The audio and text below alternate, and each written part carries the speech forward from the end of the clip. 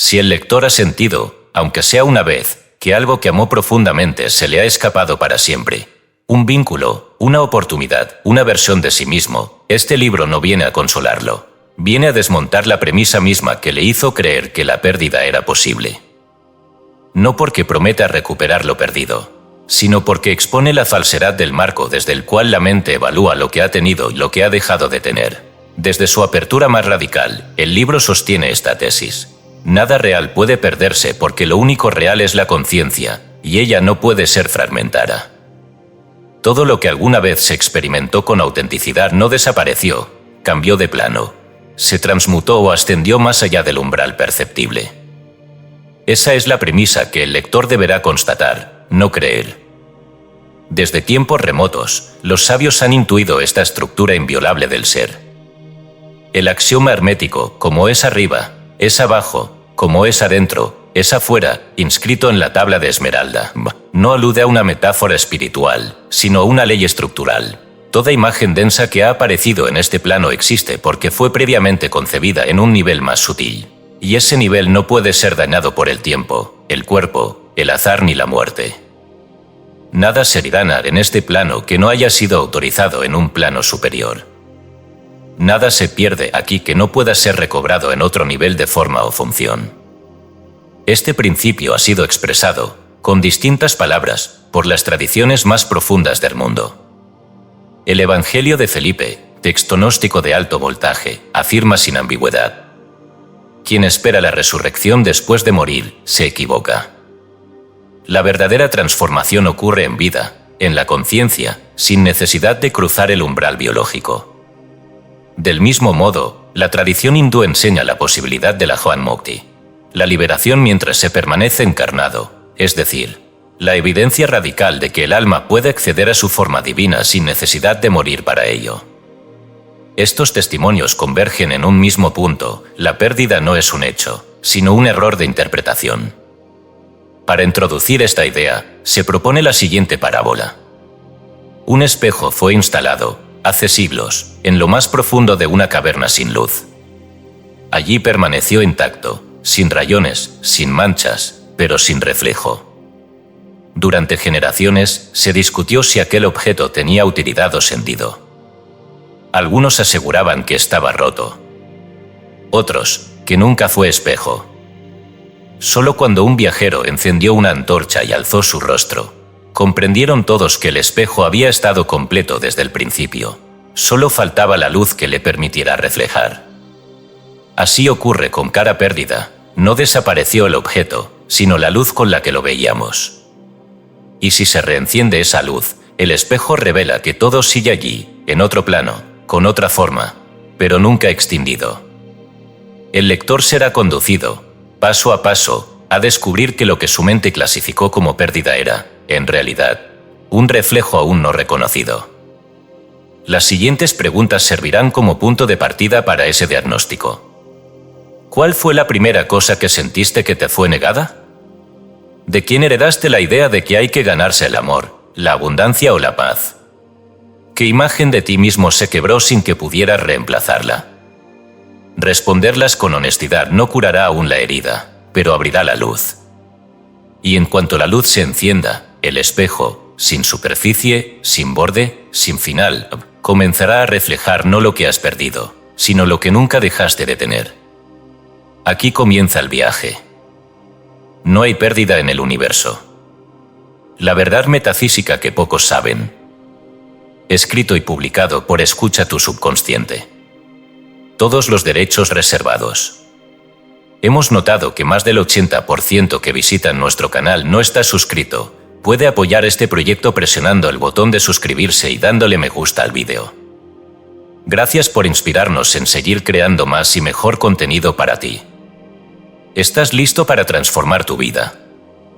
Capítulo 1. Cartografía de la semilla invisible. Toda construcción, visible o no, parte de un diseño. Ningún templo, ciudad o cosmos ha surgido jamás sin un plano previo que, aunque imperceptible al ojo desnudo, ha precedido con autoridad el orden de lo visible. De igual forma, todo lo que el ser humano llama vida, sus relaciones, su cuenta bancaria, sus achaques, sus reputaciones, es únicamente la arquitectura visible de un diseño que ha sido impreso, con meticulosidad involuntaria, en la cámara germinal de su mente, el subconsciente. Esta cámara no es una metáfora poética ni un recurso retórico, es una dimensión funcional, estructural y operativa en cada individuo. Su existencia no depende de nuestra creencia en ella, así como la ley de gravedad no requiere que la aceptemos para que nos sujete al suelo. El subconsciente, en el marco de esta ciencia interior, no es una bodega pasiva de recuerdos, sino un útero dinámico donde todo aquello que se sostiene con intensidad, tanto si es deseado como si es temido, adquiere forma densa y se proyecta en lo que vulgarmente llamamos realidad. Para comprender este fenómeno es necesario ir más allá de la terminología popular que ha banalizado el poder mental reduciéndolo a afirmaciones repetidas mecánicamente o visualizaciones caricaturescas. La verdad es más severa y más bella. Toda realidad, sin excepción, es el producto de una imagen cristalizada en la sustancia subconsciente, endurecida no por la frecuencia con que se menciona, sino por la profundidad con que ha sido absorbida y sellada emocionalmente. Una creencia no se instala en el subconsciente solo porque alguien la repita. La mente subconsciente, como el terreno fértil, no responde al grito sino al contacto íntimo de la semilla. Para que una imagen se fije y madure como equivalente mental, debe atravesar 3 etapas. La primera es la atención focal, donde un pensamiento no frota, sino que se concentra y se aísla de lo demás. Esta atención es el rayo que abre la tierra. La segunda etapa es el sentimiento sostenido, aquello que no solo se piensa, sino que se vibra, se tensiona y se retiene con carga emocional. Esta es la humedad y la temperatura que convierten la tierra en receptiva. La tercera, más peligrosa por su invisibilidad, es la absorción involuntaria, la etapa en que una idea se instala sin que el individuo sea consciente de haberla adoptado. Esto ocurre en momentos de vulnerabilidad, en la infancia, en medio del shock o por contagio mental de ambientes densos. Esa absorción es la raíz que queda invisible, pero que determinará el fruto. A este proceso silencioso lo han llamado de muchas formas. Neville Goddard, en su obra de Laban de Pramis, lo expresa con absoluta claridad. El mundo exterior yacía dormido al interior. No es una exageración. Es una afirmación literal. Lo exterior no tiene iniciativa. Es respuesta. Es fotografía. Es copia retardada de lo que ha sido impreso dentro. Por eso, todo intento de cambiar la vida desde la superficie es estéril, como pretender alterar la calidad de un fruto pintando la cáscara. Aquí es donde la mayoría de los buscadores fracasan. Confunden el pensamiento superficial con la impresión subconsciente. Piensan que por repetir una frase en voz alta durante 10 días ya han sembrado algo. Pero si esa frase no ha sido sostenida en estado de atención focalizada, si no ha sido vibrada emocionalmente, si no ha reemplazado las imágenes antiguas incrustadas en la cueva emocional de la psique, entonces no ha entrado al subconsciente, ha quedado flotando en la periferia. Y lo que queda en la periferia no proyecta, solo se desgasta. Para ilustrar esto con una imagen precisa, consideremos la parábola agrícola del injerto. El agricultor, para cambiar la naturaleza de un árbol sin talarlo, injerta en su tronco una rama nueva que porta el código genético del fruto deseado. Pero el injerto no basta. Si la savia, la sustancia vital que circula por el árbol, está contaminada con enfermedades o residuos ácidos, ese injerto se pudre, no prende, no transforma. De igual manera, si tú repites afirmaciones de prosperidad en una atmósfera interna de miedo, envidia o autoneración, esa imagen mental, el injerto, se corrompe. No germina. Y entonces el individuo, frustrado, declara que esto no funciona, sin saber que no es el principio el que falla, sino su ejecución. Toda persona arrastra consigo un archivo de imágenes que ha cristalizado sin saberlo. No son pensamientos dispersos, sino formas densas alojadas en su subconsciente. Estas formas tienen estructura, tono, temperatura vibracional, y moldean, como un negativo de fotografía, las experiencias que luego llamamos destino. Si alguien sostiene durante años que el dinero es sucio, Incluso si luego comienza a repetir afirmaciones de abundancia, esa forma anterior seguirá operando hasta ser disuelta con conciencia.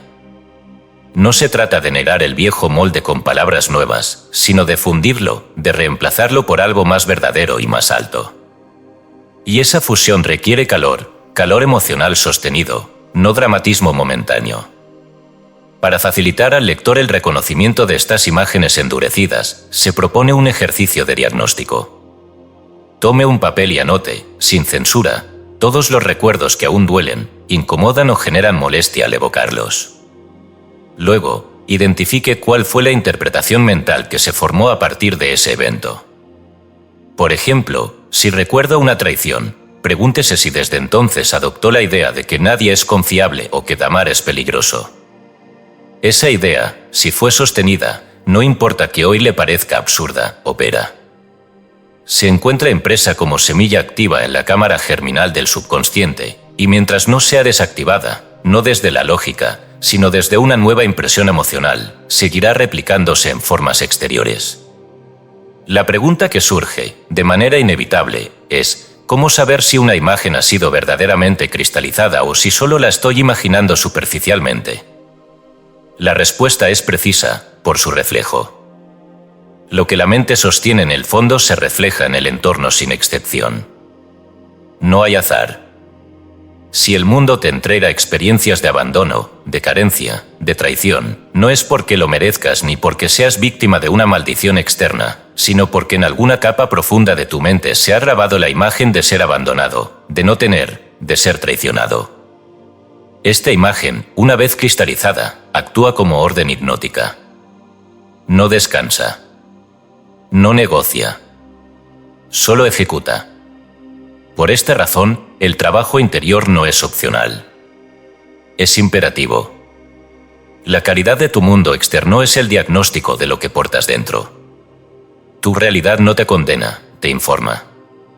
Cada discusión, cada deuda, cada patrón repetido es una pista que revela qué imagen sigue activa. Por eso no se trata de ignorar el dolor, sino de leerlo. El dolor no es castigo, es retroalimentación. Una vez entendido esto, el lector está listo para entrar en las leyes que rigen ese proceso germinal, correspondencia y ritmo. Pero no se puede edificar sobre una tierra no preparada. Por eso este capítulo existe. No para impresionar, sino para preparar. No para generar esperanza emocional, sino estructura lógica interna. Antes de hablar de manifestación, hay que hablar de la anatomía exacta de las semillas mentales. Y toda semilla necesita tierra, humedad, silencio y oscuridad antes de ver la luz. Quien no entienda esto, no está listo para cosechar nada. La mente no responde a lo que se desea de forma verbal. Responde a lo que se cree con intensidad involuntaria. Por eso, todo lo que tienes hoy, lo ames o lo detestes, te pertenece. Es tu derecho de consciencia. No te ha sido otorgado por azar, ni por castigo, ni por gracia inexplicable. Es fruto de lo que tú, sin saberlo, has sembrado, regado y consolidado. No basta con querer cambiar. Hay que localizar la imagen actual, fundirla con fuego emocional elevado e instalar una imagen nueva, sostenida sin fisuras. Este es el arte de cambiar tu mundo sin violencia. El arte de reescribir la cartografía de tu subconsciente con geometría consciente.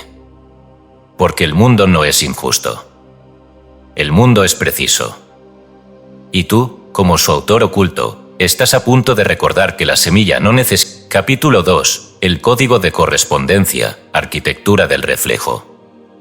En el corazón de toda manifestación existe un principio que, por ser tan evidente, ha sido casi siempre ignorado. Nada externo ocurre sin su equivalente interno previamente establecido.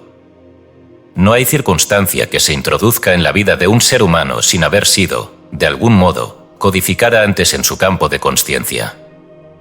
La ley de correspondencia no es una sugerencia filosófica ni una creencia esotérica, es una ecuación universal que rige, con idéntico rigor, tanto la caída de una manzana como el encuentro con una persona, tanto el ingreso inesperado de dinero como la enfermedad que persiste sin causa médica aparente.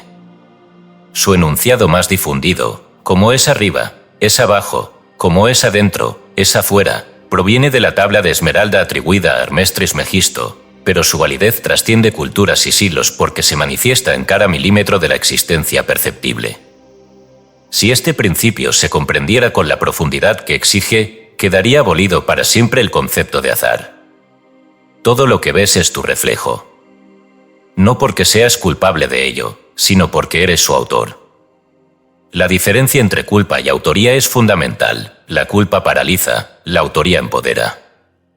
Comprender el principio de correspondencia es dejar de buscar causas en la superficie para comenzar a operar en la raíz. Lo que llamas suerte, destino o casualidad no es sino el eco del diseño que has sostenido en la cámara germinal descrita en el capítulo anterior. Y ese diseño no se basa en lo que tú dices querer, sino en lo que tú crees con más fuerza, aunque no seas consciente de ello. Una imagen mental sostenida, endurecida por emoción repetida y atención prolongada, se convierte en molde. El universo no discute con tus moldes. Solo los llena. Esto no es castigo ni premio. Es geometría vibracional. Así como un fluido toma la forma exacta del recipiente que lo contiene, la sustancia de la realidad toma la forma de tus imágenes interiores sin añadir ni restar ningún matiz. Por eso Jesús, en el Sermón del Monte, formula con exactitud esta instrucción. Pedid, y se os dará, buscad, y hallaréis, llamad, y se os abrirá. Mateo 7:7. El error común al interpretar este versículo es asumir que se refiere a una entidad externa que concede favores. Nada más alejado del mensaje original. Pedir, buscar y llamar no son acciones físicas, sino actos internos. Establecer una imagen clara, pedir, sostenerla con atención consciente, buscar y mantener la vibración correspondiente con persistencia, llamar. La dádiva no llega desde fuera, emerge del campo de consciencia cuando éste se ha alineado estructuralmente con aquello que contiene la respuesta. Es decir, la petición no produce el regalo, lo que produce es el alineamiento que permite reconocerlo. En este punto es útil establecer un puente racional entre este principio metafísico y la observación científica del comportamiento humano. En psicología cognitiva se estudia un fenómeno conocido como sesgo de confirmación. Este sesgo describe la tendencia que tenemos a notar, recordar y dar más peso a la información que confirma nuestras creencias preexistentes. Es decir, si alguien cree que el mundo es hostil, prestará atención y recordará con más facilidad las noticias, comentarios y experiencias que validen esa idea, ignorando o descartando las que la contradicen. Aunque este fenómeno es descrito desde una perspectiva neurológica y conductual, no es otra cosa que una expresión menor del principio de correspondencia, vemos lo que ya hemos aceptado como cierto en nuestro interior. Pero mientras el sesgo de confirmación solo explica cómo seleccionamos la información que nos rodea, la ley de correspondencia va más allá, afirma que no solo seleccionamos lo que vemos, sino que proyectamos aquello que somos. La realidad no es un supermercado de eventos que uno escoge al azar, sino un teatro en el que solo aparecen los personajes que el guión interno ha dictado. El guión no lo escribe tu voluntad momentánea, sino tus convicciones más profundas. Veamos ahora dos casos históricos que, desde contextos completamente diferentes, ilustran la universalidad de esta ley. El primero es el de Francesco d'Attini, comerciante florentino del siglo XV, cuya fortuna no se explica por sus contactos, sino por la imagen que sostenía de sí mismo. En sus cartas personales, conservadas en archivos públicos, se encuentra la evidencia de una autopercepción inviolable. Se consideraba bendecido, necesario y protegido. Incluso en medio de plagas, guerras e inestabilidad política, nunca dudó de que su oficio era una extensión legítima del orden divino.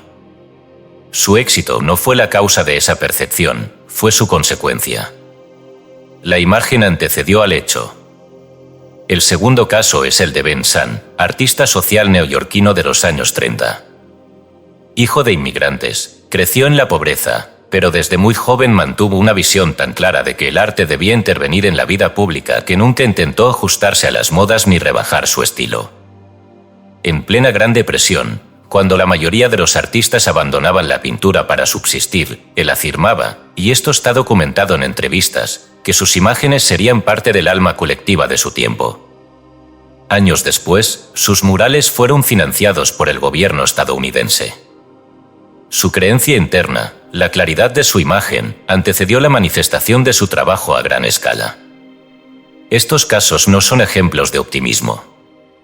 Son demostraciones empíricas de que cuando una imagen es sostenida con suficiente densidad emocional, el entorno termina por plegarse a ella.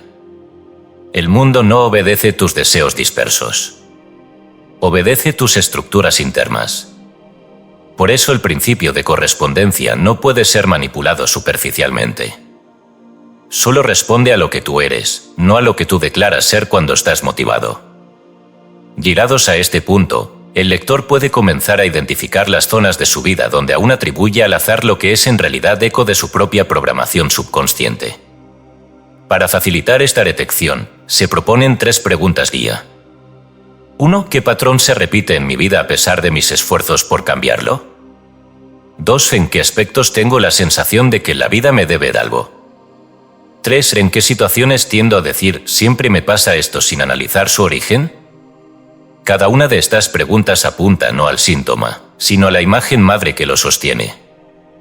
Lo que se repite no es casual, es lo que está cristalizado. Lo que la vida no te da es lo que tú aún no has sembrado coherentemente. Lo que siempre te pasa es lo que tú, de alguna forma, estás pidiendo a gritos desde una imagen interna no resuelta. El objetivo de este capítulo no es convencer, sino exponer. Quien observe con rigor su vida sabrá que no hay azar.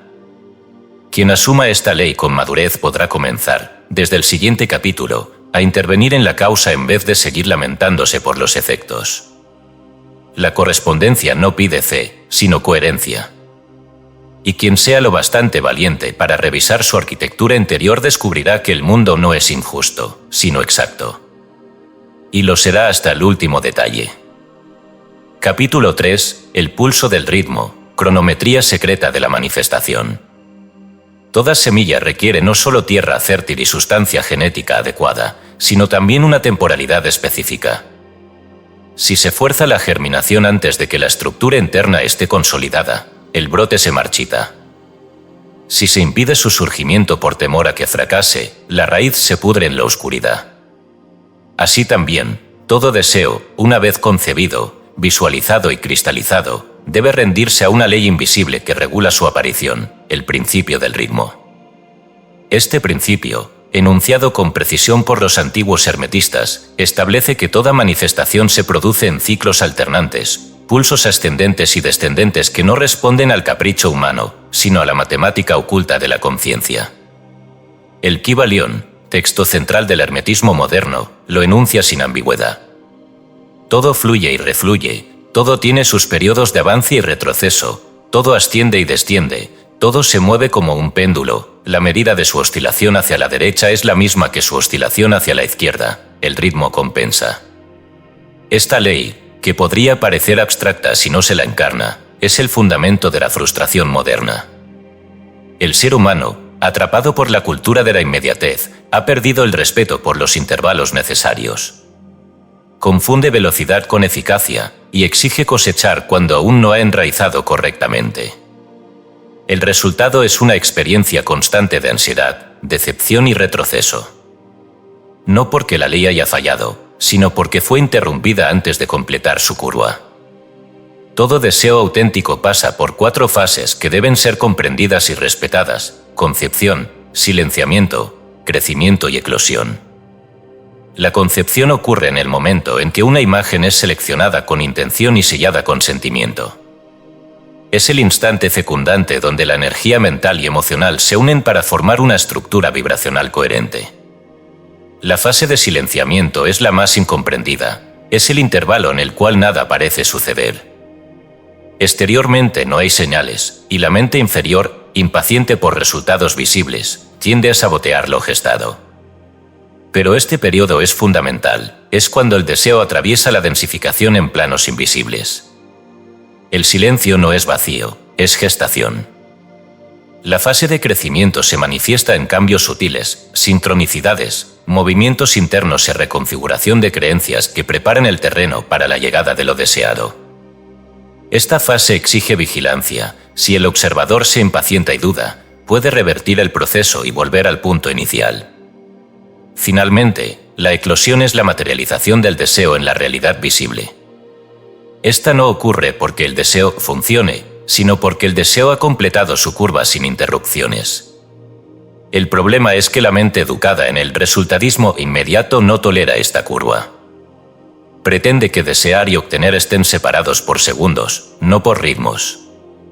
La modernidad, obsesionada con métricas y cronogramas, no admite el silencio como parte del proceso. Exige pruebas, resultados y validaciones antes de tiempo.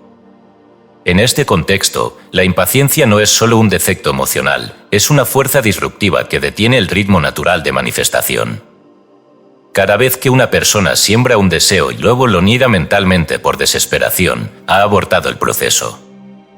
En contraposición, la sabiduría taoísta ofrece una vía radicalmente distinta, la del Wu Wei, que suele traducirse como acción sin acción o hacer sin forzar. Esta no es pasividad ni resignación, sino alineación precisa con el ritmo de las cosas. El practicante de Wu Wei no se entrega a la pereza, sino que actúa cuando el momento lo pide y se silencia cuando el momento requiere oscuridad. Es una cooperación con el ritmo universal, no una invasión del mismo. Actuar sin violencia contra el tiempo del deseo es el arte más difícil para una mente entrenada en la urgencia.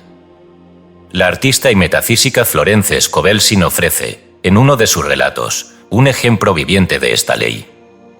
En uno de sus libros narra cómo perdió un contrato de ilustración aparentemente crucial. Al principio lo tomó como una derrota, pero al poco tiempo fue contactada para un proyecto mayor, mejor remunerado y con más impacto. Ella entendió entonces que lo perdido era una forma inferior, y que su fe, al no resistirse, al no reclamar, al no retroceder, había permitido la entrada de una versión superior. Esa pérdida aparente fue en realidad un reacomodo rítmico. El deseo no había sido negado, simplemente había madurado más allá de su forma inicial. Esta es la compensación del ritmo. Para entrenar la mente en este arte de la espera lúcida, se propone aquí un ejercicio de visualización prolongada sin exigencia temporal. El lector debe seleccionar un deseo auténtico, una imagen clara de algo que verdaderamente resuene con su mayor bien. Luego, durante un lapso de 21 días, deberá dedicar 5 minutos diarios a visualizar dicha imagen, sosteniéndola con detalle, sentimiento y gratitud anticipada, pero sin preguntarse cuándo ocurrirá. La clave es sostener la imagen como ya cumplida, sin medir el tiempo ni esperar señales inmediatas. Esta práctica no es para atraer, sino para entrenar el campo vibracional a sostener una imagen sin tensión, sin impaciencia y sin duda.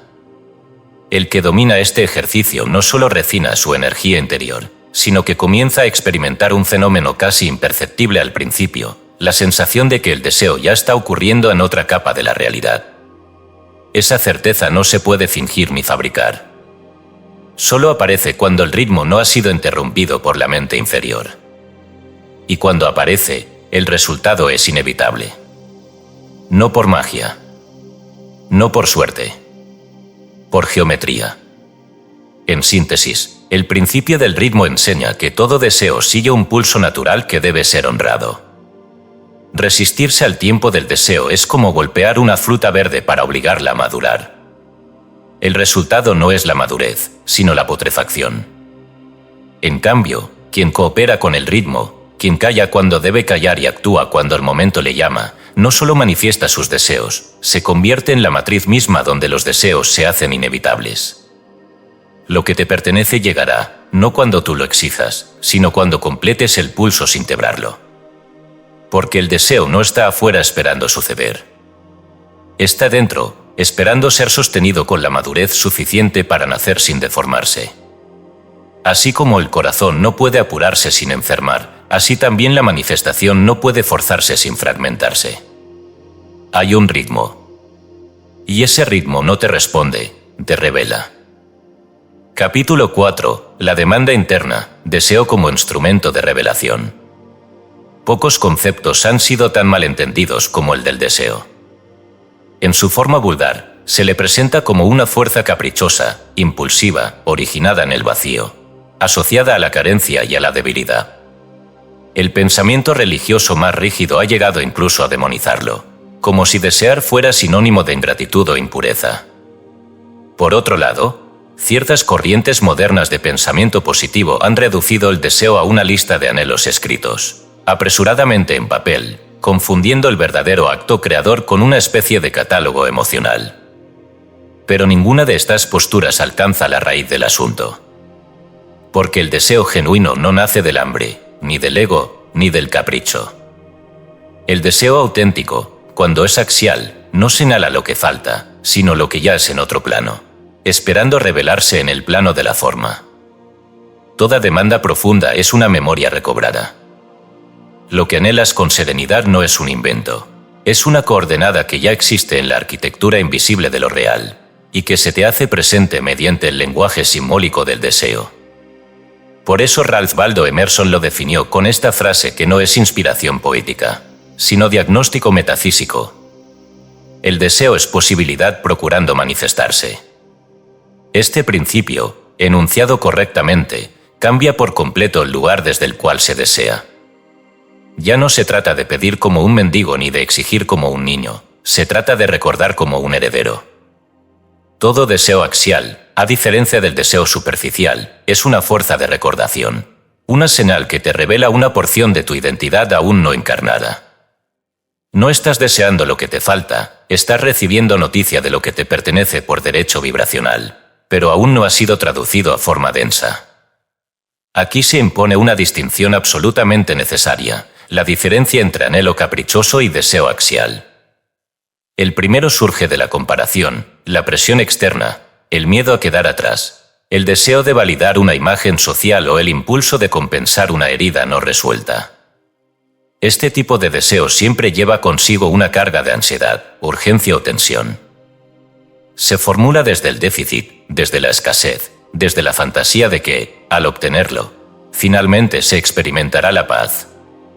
Pero esa paz es ilusoria, porque no está en el objeto deseado, sino en la raíz desde la que se desea. El deseo axial, en cambio, nace del centro del ser.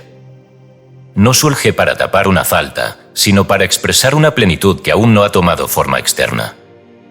No empuja ni duele, no apura ni mendiga. Se presenta con una sensación de certeza íntima, como si algo familiar estuviera llamando desde el futuro. Al imaginarlo, no se produce ansiedad ni desesperación, sino una paz activa, una quietud fecunda. El deseo axial es una orden que el alma emite a la forma, no para que le complete, sino para que le revele. Dado que no siempre es evidente desde qué raíz deseamos, se propone aquí un método analítico riguroso, el test de serenidad. Este test no se basa en argumentos ni en listas, sino en una única variable medible internamente, el estado emocional que produce la visualización del deseo. El lector debe elegir un deseo que afirme tener, cerrar los ojos e imaginarse viviéndolo, no como algo lejano, sino como si ya fuese parte de su presente. Si al hacerlo emerge una sensación de paz, gratitud, expansión tranquila o reconocimiento, estamos ante un deseo axial. Pero si la visualización provoca tensión, duda, presión, angustia o aceleración, entonces el deseo es caprichoso o está siendo deseado desde una estructura aún contaminada por imágenes falsas. Este test no condena al deseo, sino que lo calibra. Porque incluso un deseo legítimo puede ser deseado desde el lugar incorrecto. No es el objeto lo que debe juzgarse, sino la forma interna desde la que se le convoca. Por ejemplo, querer prosperidad financiera puede ser un deseo axial si surge desde la necesidad de expresar generosidad, crear belleza o expandir capacidades. Pero será caprichoso si se formula como una respuesta a la vergüenza, la comparación o el resentimiento. El objeto es el mismo. La raíz lo cambia todo. Para entender esta dinámica con mayor profundidad, utilicemos la parábola del cofre heredado. Imagina que un joven hereda un cofre sellado de un abuelo al que apenas conoció. Durante años guarda ese cofre en su ático sin abrirlo, convencido de que no es para él. Un día, al revisar los documentos de familia, encuentra una firma en un testamento. Esa firma coincide con la inscripción en el cofre. Solo entonces comprende que ese objeto ha sido suyo desde siempre. Al reconocer la firma, la cerradura cede sin resistencia. El contenido no se generó por su deseo, sino que su deseo fue la señal de que el contenido ya le pertenecía. Así también ocurre con los deseos axiales, no crean nada, revelan lo ya firmado en el archivo superior de tu consciencia. El error está en tratar al deseo como una carencia que debe ser suplida por una fuerza externa. Esta visión, profundamente errónea, ha generado generaciones enteras de buscadores frustrados que piden sin obtener, que repiten afirmaciones sin efecto, que se desgasten intentando convencer a un universo que jamás ha necesitado ser convencido. El universo no responde a lo que pides, sino a lo que eres cuando pides. Y si lo que eres al pedir es una identidad carente, fragmentada y ansiosa, el universo no te niega, simplemente te refleja. Es aquí donde conviene revisar una frase que ha sido malinterpretada durante siglos, el mandamiento bíblico, no codiciarás. Tradicionalmente leído como una prohibición moral contra el deseo, su sentido original es mucho más profundo. La codicia no es el deseo, es el acto de desear lo que pertenece a otro porque no reconoces tu herencia interna. El mandamiento no prohíbe desear, sino que condena la ignorancia de la propia filiación espiritual. Codiciar implica actuar como si la fuente estuviera fuera, como si la abundancia fuera limitada, como si solo te quedara desear lo ajeno porque no confías en lo propio. Esta actitud, además de errónea, es vibratoriamente ineficaz. Bloquea la manifestación porque parte de una premisa falsa. En cambio, el deseo axial no codicia, reivindica. No mendiga, reclama con serenidad. No envidia, reconoce el llamado de algo que ya está registrado a su favor en el archivo superior de la realidad. Y esto no es una metáfora, es una estructura vibracional activa, observable por su efecto. Toda vez que has deseado algo verdaderamente tuyo, lo has sentido como reencuentro, no como adquisición. Como memoria, no como novedad. Esa es la prueba de su autenticidad. El lector que desee operar con eficacia en el plano de la manifestación debe comenzar por realizar un inventario de sus deseos actuales, aplicar el test de serenidad y reformular cada uno desde su raíz. El objetivo no es eliminar deseos, sino purificarlos. Un deseo que ha sido liberado de su ansiedad, reconfigurado desde su centro y sostenido con certeza, se vuelve inevitable.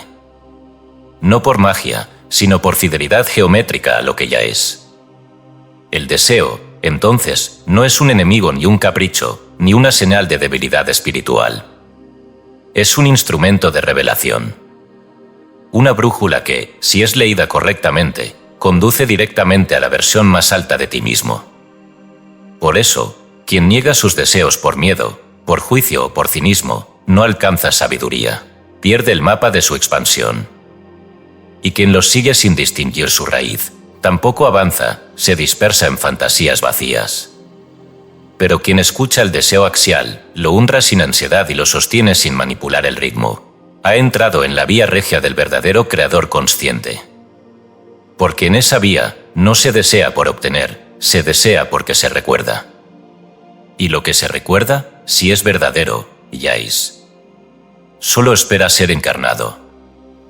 Capítulo 5. La oferta preexistente. Inventario del plano superior. En toda operación metafísica genuina, la demanda no inicia un proceso, revela una existencia ya completa. Esta es la premisa que el lector debe absorber, no como un principio filosófico decorativo, sino como una coordenada estructural que altera la arquitectura entera de la conciencia. Lo que has pedido con claridad, lo que has sostenido con serenidad y lo que ha emergido desde tu núcleo espiritual, ya existe en un plano de realidad superior. No como posibilidad abstracta, sino como forma completa en estado no denso, lista para manifestarse en el plano visible cuando se cumplan las condiciones de alineación. Toda ignorancia respecto a esta oferta preexistente genera ansiedad, esfuerzo innecesario, manipulación emocional, finalmente, frustración. La raíz del sufrimiento al desear no está en la distancia entre el yo y el objeto deseado, sino en la ignorancia de que ese objeto ya ha sido generado en la realidad superior. El deseo auténtico no busca que algo exista, sino que algo existente descienda. Y para que descienda, no se requiere presión ni súplica, sino alineación vibracional sostenida. La tradición hermética reconocía desde antiguo esta estructura escalonada de la realidad. El Corpus Hermeticum, en su Tratado 13, uno de los más velados y reveladores, describe el fenómeno del segundo nacimiento. Este no se refiere a una transformación moral o emocional, sino a un estado en el que el ser humano, al purificar sus sentidos internos, accede a la contemplación de aquello que ya es. No todos los hombres nacen de nuevo, hijo mío, sino que unos son semilla racional, y otros no, y el que ha comprendido en su mente la esencia de las cosas, ese ha nacido de nuevo, ya no es de este mundo. Este renacimiento no implica evasión ni fantasía. Implica ver lo que ya es, sin la distorsión de las formas visibles. El que ha nacido de nuevo, en términos metafísicos, no es alguien moralmente mejor, sino alguien que ha logrado identificar su realidad superior sin necesidad de verla aún en el plano material. Esta es la base del proceso que llamamos manifestación. No se trata de inventar, sino de reconocer. No de producir, sino de alinear. Para que esta operación sea comprensible, es imprescindible detallar los 3 niveles de realidad que componen la estructura ontológica de todo fenómeno. 1. Idea pura, es la forma arquetípica que habita en el plano del espíritu. No tiene imagen ni contorno, pero sí una vibración exacta. No está sujeta a tiempo ni espacio. Es la causa profunda de todo lo que existe. 2. Imagen sutil, es la representación interior que el alma genera cuando entra en contacto con la idea pura. Aquí ya existe forma, pero aún no densidad. Es lo que aparece en sueños reveladores, visiones simbólicas o intuiciones tan precisas que trascienden el pensamiento lógico. 3. Su forma densa, es la manifestación visible, lo que puede tocarse, medirse, nombrarse y compartirse con otros. No es más real que los anteriores niveles, es simplemente la capa más externa de un proceso de descenso. Cuando una persona desea algo auténticamente, desde su centro axial entra en contacto con una idea pura. Esa idea, al alojarse en su campo consciente, genera una imagen sutil. Esa imagen, si es sostenida con coherencia emocional y limpieza vibracional, inevitablemente adopta forma densa. Pero el error común consiste en pensar que, mientras no esté en forma densa, no existe. Esta suposición es fatal, porque genera desesperación, duda, impaciencia y retorno a estructuras anteriores. Lo invisible no es irreal. Lo invisible es anterior. Esta distinción, sostenida con rigor, cambia por completo el modo en que se vive el intervalo entre deseo y manifestación. Porque si la oferta ya ha sido generada, el trabajo no es crearla, sino permitir su descenso. Y permitir el descenso no implica acción compulsiva, sino alineación interna mediante espejos conscientes. Llamamos espejos internos a los actos deliberados de consciencia mediante los cuales el alma recuerda sin nostalgia y siente sin ansiedad. Recordar sin nostalgia significa revivir la imagen del deseo como si ya hubiese ocurrido, sin activar la tristeza de su ausencia. Sentir sin ansiedad implica vibrar la emoción correspondiente a la recepción sin sabotearla con urgencia. Estos espejos son los mecanismos de afinación por los cuales el alma sintoniza con su oferta preexistente sin deformarla. Para ilustrar esta dinámica con un ejemplo histórico de alta precisión simbólica, consideremos la experiencia mística de San Buenaventura, quien en sus últimos años escribió sobre una visión que no puede reducirse al lenguaje místico convencional. Él describe un instante en el que contempló, sin imágenes visuales, la totalidad de la creación como una forma simultánea, sin tiempo ni extensión, contenida en una claridad que no cegaba. Lo llamativo de su testimonio es que no vio algo nuevo, sino algo reconocido. Dijo, no fue revelación, sino reconocimiento. Esta frase, al margen de su contexto teológico, es una descripción perfecta del acceso a la oferta preexistente. El alma no inventa lo que desea, recuerda su vibración original. El lector puede empezar a verificar esta oferta en su vida cotidiana mediante una serie de preguntas, cuidadosamente formuladas. Estas preguntas no son introspectivas en sentido psicológico, sino reconocedoras en sentido vibracional. ¿Qué imágenes han aparecido en mi mente sin ser buscadas, pero con una fuerza superior a la lógica? 2. Sé qué situaciones no han ocurrido aún, pero ya las he sentido con tal precisión que parecen parte de mi memoria. 3. ¿En qué momentos he sentido paz sin motivo aparente, como si algo invisible ya hubiera sucedido a mi favor? Cada una de estas experiencias es una pista del plano superior. La paz sin causa, la imagen espontánea que no surge del deseo reactivo, la intuición que no busca seguridad sino reconocimiento. Todos estos son fragmentos del inventario invisible que ya ha sido entregado. No se trata de fabricar esas experiencias, sino de aprender a registrarlas como evidencias. Cuando el alma madura reconoce una de estas señales, no se emociona, se serena. Porque no está descubriendo una promesa futura, sino recordando un acuerdo preexistente. Aquí, entonces, se resuelve la paradoja fundamental de la creación consciente. Todo ya está dado, pero solo desciende si eres capaz de sostener su recuerdo sin deformarlo.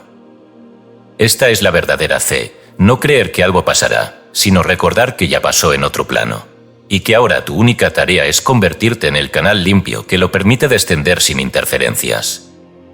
Por eso, el alma que se aquieta no está pasiva, está operativa. Está construyendo un contenedor adecuado para lo que ya ha sido generado. Y ese contenedor no se construye con palabras, sino con vibración constante, alineación emocional, limpieza mental y renuncia absoluta a la ansiedad.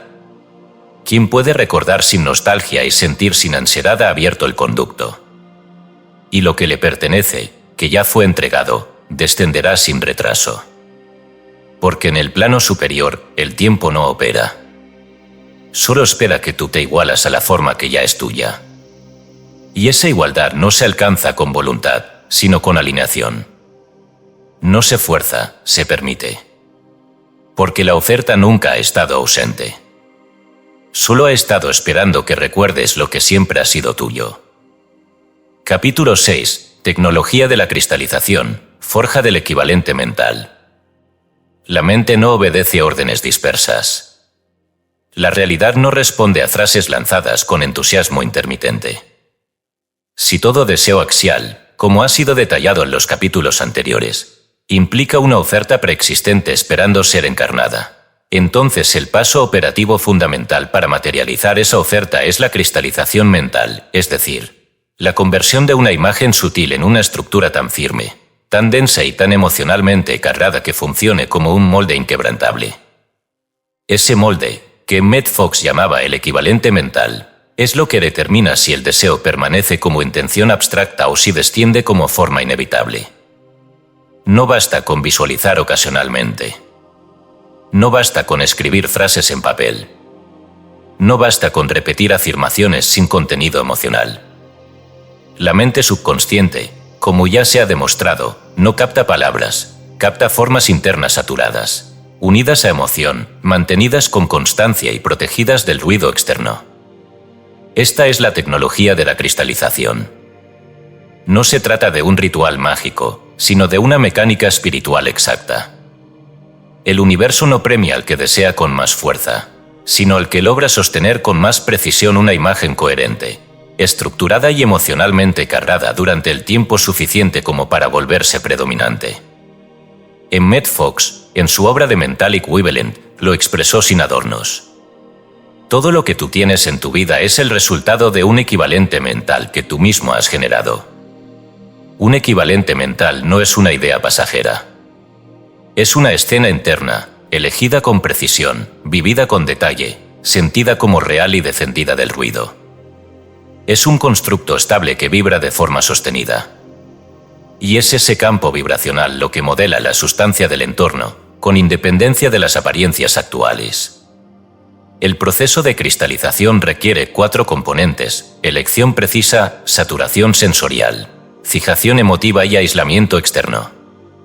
Estos no pueden omitirse ni ser sustituidos por motivación. La precisión de este proceso es lo que determina el resultado. Primero, la elección precisa de la escena final.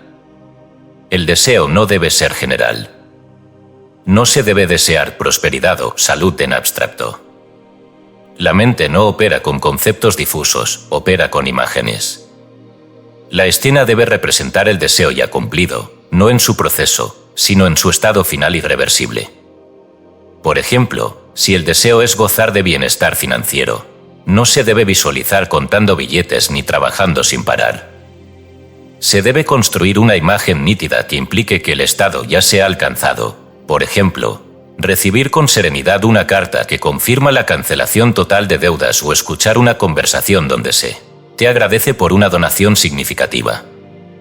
Lo que se visualiza no es el trayecto, sino la señal inequívoca de que ya has llegado. Segundo, la saturación sensorial. La imagen debe ser vivida con todos los sentidos internos. Debes percibir la textura del papel, el tono de las voces, el olor del lugar, la temperatura del aire, los colores del entorno. La saturación sensorial convierte una imagen en experiencia, y el subconsciente no distingue entre una experiencia interna intensa y un hecho externo real. El cerebro, como ha demostrado la resonancia magnética funcional en contextos de neuroimagen, activa los mismos patrones neuronales cuando imaginas un evento con alta carga sensorial que cuando lo vives externamente. Esto no es metáfora, es estructura neurológica. Una visualización pobre no genera suficiente carga eléctrica como para formar redes sinápticas nuevas. Una visualización saturada, sostenida y emocionalmente congruente, sí. Tercero, la fijación emotiva. Toda imagen debe ir acompañada de una emoción dominante compatible con el estado deseado. Si deseas salud, la emoción no debe ser alivio, que aún implica recuerdo del dolor. Debe ser gozo estable. Si deseas libertad financiera, la emoción no debe ser euforia ni avidez, sino seguridad interna, gratitud madura y tranquilidad fecunda. La emoción es el pegamento de la imagen. Sin emoción, la imagen se disuelve. Con emoción precisa, la imagen se endurece. Pero si la emoción es incompatible, por ejemplo, visualizar riqueza sintiendo miedo de no lograrla, el efecto se anula o incluso se invierte. Por eso, el trabajo emocional es inseparable del trabajo visual. Cuarto, el aislamiento del ruido externo. Una imagen solo se cristaliza si no es contaminada. La mente colectiva opera como un campo electromagnético que interfiere con las frecuencias internas. Opiniones ajenas, dudas repetidas, conversaciones triviales, bromas de autonegación. Todo esto fragmenta la imagen interna. Por eso, durante el proceso de cristalización, debe establecerse un campo de coherencia, un perímetro vibracional. Este no se logra huyendo al desierto ni apagando el teléfono. Se logra seleccionando qué entra por tus sentidos y eliminando cualquier estímulo que contradiga o diluya la imagen en proceso. Este aislamiento no es aislamiento físico, es selectividad vibracional. Para integrar estos 4 componentes de forma operativa, se propone una guía de 24 horas para crear un campo de coherencia vibracional. Este no es un ejercicio simbólico, sino una práctica diaria, repetible, cuya eficacia depende de la constancia, no de la intensidad emocional. Guía de 24 horas, protocolo de cristalización mental. Hora 1. Selecciona la escena final con precisión. Escríbela en un párrafo claro, sin ambigüedad, en tiempo presente y en primera persona. Horas 2-8. Vive tu jornada normal, pero cada vez que tu mente divague o se tense, recuerda la escena en un solo símbolo, una palabra clave, una imagen simple. No lo expliques, solo vuelve a ella. Horas 9-12. Evita cualquier conversación o contenido que contradiga tu imagen. Si es inevitable, responde con silencio o con una afirmación neutra. No te justifiques. Horas 13-16. Realiza una visualización completa, de 5 minutos, incluyendo todos los sentidos y la emoción dominante. Hazlo en un lugar neutro, sin interrupciones, sin expectativas inmediatas. Horas 17-20. Cada pensamiento negativo que surja debe ser reemplazado inmediatamente por una frase corta, dicha en voz baja, que refuerce la imagen: ya es mío, esto ya está hecho, gracias por este estado. Horas 21-24. Antes de dormir, realiza el ejercicio del monólogo inverso. Este consiste en narrar mentalmente tu día desde la realidad ya cumplida. No digas voy a lograrlo, sino hoy confirmé una vez más que esta realidad ya es mía. Ya estoy aquí. Ya estoy viviendo esto. Este ejercicio transforma el diálogo interno en un reflejo del deseo realizado, y el subconsciente lo absorbe como comando estructural. Este protocolo no genera resultados por su forma, sino por la calidad de la energía que lo recorre. No es un ritual supersticioso, es una operación estructural de sustitución mental. Cuando un equivalente mental es creado con precisión, el universo no puede resistirse. Porque no hay voluntad superior que bloquee una imagen coherente vibrando en perfecta correspondencia con su arquetipo. Quien domina esta tecnología no espera, no exige y no se desgasta. Vive desde una imagen interior endurecida que el mundo, sin opción, acabará por reflejar. Porque la sustancia del mundo no es materia, es obediencia. Obedece a quien ha logrado sostener con claridad inquebrantable la forma exacta de lo que desea. No como posibilidad, como realidad ya instalada en el nivel superior. El equivalente mental no se discute, se manifiesta. Y ese es el fin del esfuerzo. El inicio del orden. La coronación silenciosa del creador consciente. Capítulo 7. El silencio de la germinación, custodia del secreto en el tiempo. Toda semilla, una vez plantada, entra en un periodo donde su actividad es invisible. Este periodo no es pasividad ni estancamiento, es el tiempo de la germinación silenciosa, donde las fuerzas interiores se reconfiguran para preparar la eclosión. Forzar una semilla a brotar antes de tiempo destruye su estructura, exponerla a la intemperie la mata. Lo mismo ocurre con las imágenes mentales cristalizadas. Su tránsito desde la imagen sutil hasta la forma densa requiere no solo alineación vibracional, sino resguardo estratégico. Esta protección no es física. Es verbal, emocional y energética. El silencio, en esta etapa, no es abstinencia, es custodia. La palabra no dicha y la emoción no desbordada constituyen el invernadero invisible donde se protege la gestación de lo nuevo. En términos metafísicos, hablar prematuramente de un deseo cristalizado antes de que haya comenzado a tomar cuerpo en la forma externa abre el campo vibracional a una contaminación inevitable, la duda ajena, la crítica encubierta, el escepticismo disfrazado de preocupación, la opinión no solicitada. Estas formas de pensamiento, aunque parezcan triviales, penetran como esporas en la estructura vibracional y erosionan la imagen en construcción. El resultado es casi siempre el mismo: el deseo abortado, la manifestación suspendida, el regreso a un estado anterior. No por falta de poder, sino por exceso de exposición.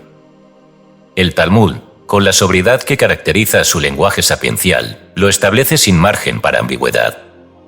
La bendición reside en lo oculto. Esta afirmación, lejos de ser un principio mágico, es una descripción funcional del proceso creador. Cuando un estado vibracional ha sido cuidadosamente instalado, su primer alimento es el silencio. Porque en ese silencio la imagen puede densificarse, resistir los embates de la mente inferior y sostener su coherencia sin interrupciones. Hablar de un deseo, justificarlo, explicarlo, compartirlo antes de tiempo, fractura el campo. La energía se dispersa. El molde pierde forma. Y la semilla, como tantas veces ocurre en la agricultura espiritual, no brota. Esto no implica superstición ni paranoia. No se trata de ocultarse por miedo, sino de proteger el proceso como un acto de madurez interior. Solo quien ha comprendido el valor de la vibración sostenida sabe que el campo de creación es delicado, y que cada palabra lanzada sin precisión es un posible retroceso. La mente colectiva, en este contexto, no es solo un conjunto de pensamientos ajenos. Es un sistema energético contagioso que opera por imantación. Cada grupo humano, familia, profesión, comunidad, genera una nube vibracional compuesta por las creencias dominantes, los juicios compartidos, los miedos tolerados y los acuerdos implícitos sobre lo que es posible o imposible. Cuando una persona sostiene una imagen nueva, está desafiando esa nube. Y si la expone sin consolidarla antes internamente, será arrastrada por la frecuencia dominante de ese campo. La autora del vídeo, que ha servido de base para estas enseñanzas, lo expresó con claridad al relatar su experiencia durante la carrera de Bellas Artes.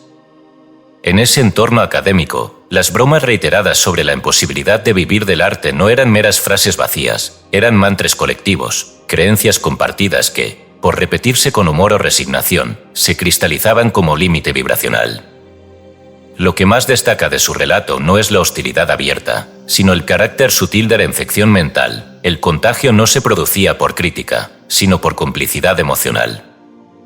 Participar de la broma, aunque fuera para encajar, equivalía a firmar el contrato de limitación. Lo mismo ocurre en cualquier ámbito donde se introduce una imagen nueva.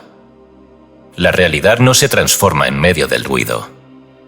El alma no puede reconfigurarse cuando está respondiendo a los ecos externos. Por eso, el que inicia un proceso de manifestación debe comprometerse con una cuarentena vibracional. Este término no es exagerado ni simbólico. Es técnico.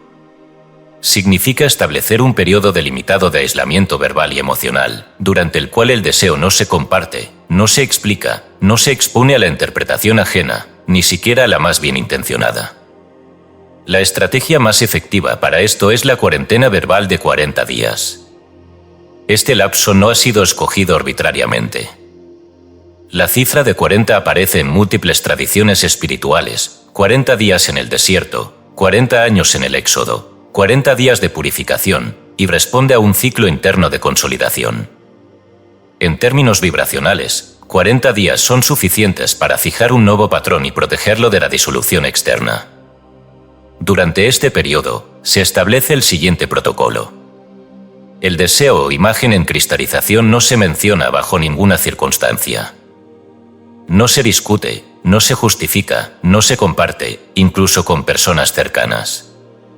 Si alguien pregunta sobre planes, proyectos o expectativas, se responde con neutralidad estratégica: estoy en un proceso interno, estoy reorganizando prioridades, prefiero no comentarlo aún. Estas frases no son evasivas, son actos de preservación energética. No se busca validación ni retroalimentación externa. La seguridad debe surgir exclusivamente de la coherencia interna. Se limita la exposición a entornos, contenidos o personas cuya vibración contradiga el nuevo estado. No se trata de aislarse por completo, sino de seleccionar conscientemente las fuentes de influencia. Cada noche, antes de dormir, se realiza una breve visualización de la imagen deseada, seguida de una frase de sellado: esto ya es mío y no necesita aprobación externa. Este protocolo no solo protege la imagen, la fortalece. La ausencia de validación externa obliga a consolidar la certeza desde dentro. Y esa certeza, como ya se ha demostrado, es la vibración que determina la velocidad de la manifestación. El lector que haya seguido hasta aquí el proceso completo, desde la identificación del deseo axial hasta la cristalización del equivalente mental, debe entender que esta etapa no es menos activa por ser silenciosa. El silencio no es vacío, es contención. La contención no es pasividad, es carga. Y esa carga, al mantenerse pura, sin interferencia, sin duda añadida, acelera la densificación de la imagen. Cuando finalmente la forma comience a manifestarse, será evidente que el silencio no fue una renuncia, sino una técnica. Una tecnología de lo invisible. Una alquimia donde cada palabra no dicha operó como resguardo, y cada emoción no filtrada preservó la geometría exacta del nuevo estado. La bendición, como bien lo dice el Talmud, reside en lo oculto. Y quien sabe custodiar su semilla, cosechará a tiempo. Porque lo nuevo no necesita ser explicado, necesita ser gestado. Y solo el que guarda silencio durante la gestación, merece hablar durante la cosecha. Capítulo 8. La ley del amor, boomerang inexorable de la energía emocional. Ninguna realidad puede permanecer ajena a la sustancia emocional con la que fue engendrada. Todo lo que se emite desde la mente, ya sea en forma de pensamiento, palabra, gesto o intención, lleva consigo una carga energética que, por ley estructural, debe retornar a su origen con exactitud multiplicada. Esta no es una creencia moralista ni una doctrina religiosa, es una ecuación energética con consecuencias inevitables. El universo, en tanto campo vibracional coherente, no absorbe emociones humanas como un pozo sin fondo. Las recibe, las codifica, las amplifica y las devuelve, no como castigo, sino como reflejo corregido. Este principio, tantas veces evocado en tradiciones antiguas y modernas, puede resumirse con una precisión casi geométrica: todo lo que envías, vuelve; todo lo que niegas, se afirma; todo lo que siembras, lo cosechas. El apóstol Pablo, escribiendo a los Gálatas, lo expresó con una frase que ha sido más citada que comprendida: todo lo que el hombre sembrare, eso también segará. Gálatas 6, 7. El énfasis de este versículo no está en la advertencia, sino en la simetría. La siembra y la cosecha no están mediadas por la intención superficial del sembrador, sino por la naturaleza del contenido emocional. No importa si la crítica se disfraza de corrección amorosa, si el odio se racionaliza como justicia, si la envidia se oculta bajo ironías inofensivas. La estructura vibracional de la emoción no puede ser maquillada. El campo universal lee el tono, no la forma. Y responde con exactitud implacable. Esto nos obliga a considerar la existencia de una matemática moral, una ley de equivalencia energética donde cada emisión emocional crea una órbita de retorno. Esta ley no está fundada en juicios éticos, sino en física vibracional. Toda emoción, al ser emitida, altera el campo de consciencia del emisor, afectando no solo su estado interno, sino también la cualidad del contenido que luego le será devuelto en forma de experiencia. No hay forma de evitar este retorno. Se puede retrasar, se puede distraer, se puede negar, pero no se puede anular. Este retorno emocional es lo que muchas tradiciones describen como karma, aunque el término ha sido distorsionado por usos simplistas. Lo esencial es comprender que no existe neutralidad emocional. Cada pensamiento es siembra, y cada siembra genera fruto. Lo que se lanza como crítica ácida regresa como desconfianza ajena. Lo que se formula como queja permanente retorna como experiencias repetidas de insatisfacción. Lo que se mantiene como envidia silenciosa se expresa como oportunidades cercanas que nunca se concretan. El universo no castiga, reorganiza la forma para reflejar el contenido original. Para ilustrar este principio con claridad no alegórica, consideremos la parábola del jardinero que riega con agua contaminada. Imagina un hortelano que, sin saberlo, usa agua con restos de pesticida para regar sus cultivos. Durante los primeros días, nada parece ir mal. Las hojas se abren, las semillas germinan, las flores aparecen. Pero al poco tiempo, los tallos comienzan a ennegrecer, las hojas se marchitan y el fruto, aunque formado, se cae antes de madurar. El jardinero culpa al clima, a las semillas, a la tierra. Solo más tarde descubre que el agua que usaba, transparente a la vista, aparentemente pura, estaba intoxicada. Así también, cuando un individuo riega su campo mental con emociones tóxicas, aunque no se vean, aunque no se reconozcan, la cosecha está comprometida desde el inicio. La imagen puede parecer simple, pero su implicación es ineludible. El contenido emocional del pensamiento es el fertilizante de la realidad futura. No basta con tener una imagen cristalizada si el campo afectivo que la acompaña está viciado. Una visualización de prosperidad teñida de resentimiento hacia los ricos produce confusión financiera. Un deseo de amor envuelto en temor al abandono genera relaciones contradictorias. La ley del amor, entendida como vibración inclusiva, confiada y sin ataque, es la única base sobre la cual un equivalente mental puede madurar sin deformación. Y es que toda violación a la ley del amor no solo bloquea la manifestación, sino que instala semillas de descomposición en la estructura vibracional del individuo. Estas semillas son imperceptibles al principio, pero se manifiestan en forma de patrones repetidos, sabotajes emocionales, bloqueos inexplicables, relaciones de fricción, sensaciones de injusticia o estancamiento inexplicable. Y siempre, en la raíz, se encuentra una emoción no resuelta que fue enviada al campo sin haber sido transmutada. Para corregir estas emisiones pasadas y prevenir nuevas siembras deformadas, se requiere una técnica concreta de reprogramación afectiva. Entre las más eficaces se encuentra la adaptación racionalizada del sistema hawaiano del Ho'oponopono, liberado aquí de misticismos innecesarios y reducido a su núcleo operativo, la limpieza vibracional a través del perdón estructurado. El proceso, en su forma esencial, consiste en localizar mentalmente a una persona, situación o recuerdo que aún contenga carga emocional negativa, y aplicar una secuencia de 4 frases, no como mantra mecánico, sino como actos conscientes de reintegración emocional. 1. Lo siento, reconozco que he emitido, sostenido o permitido una vibración deformante.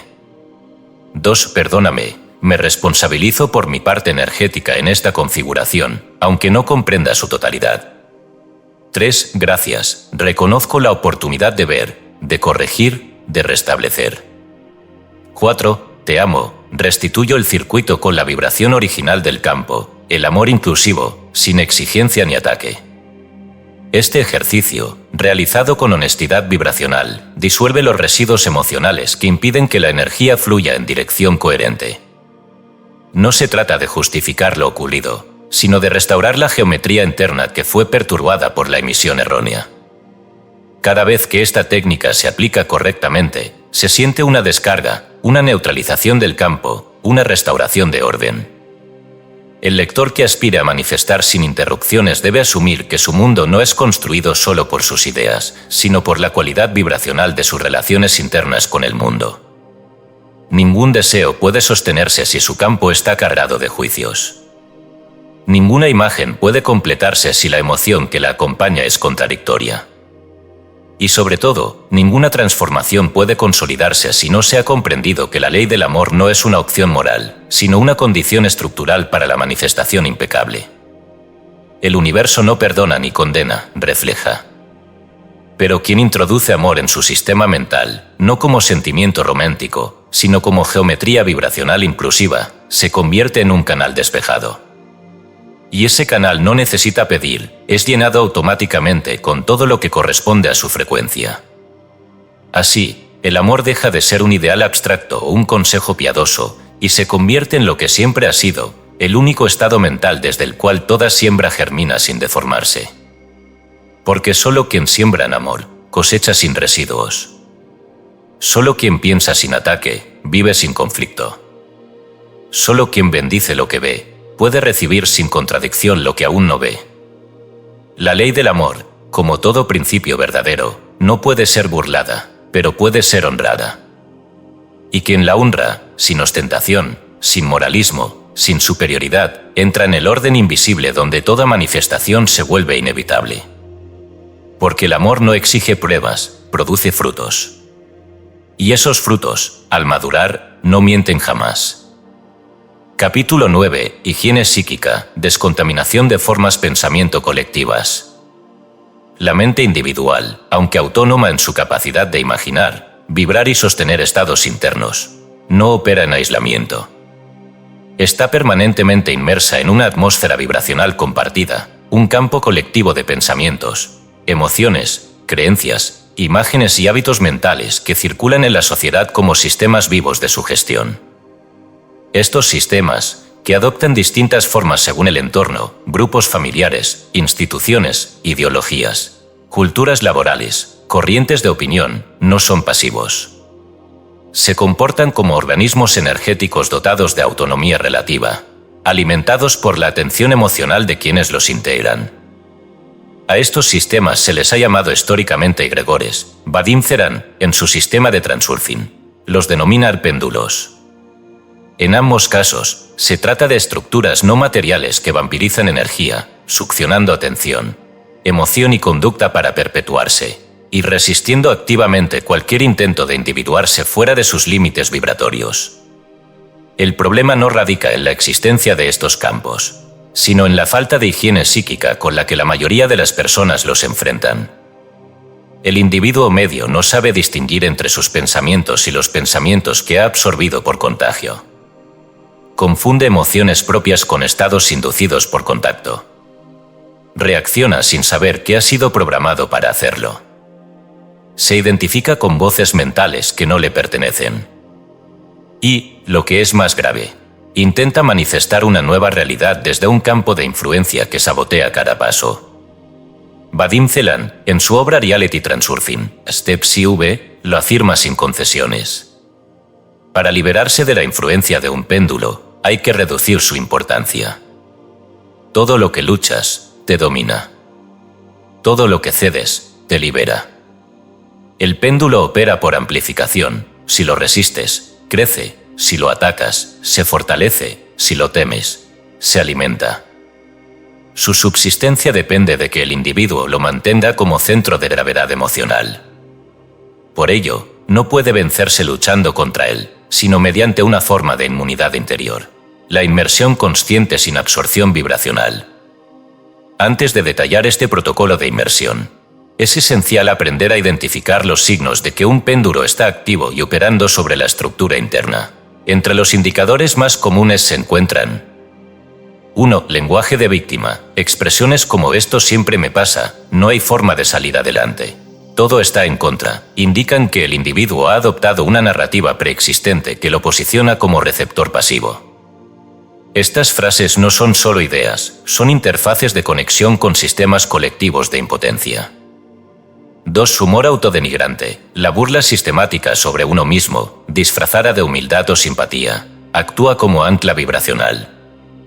Aunque superficialmente parezca inocente, es un sistema de repetición que convierte en identidad lo que debió ser una observación pasajera.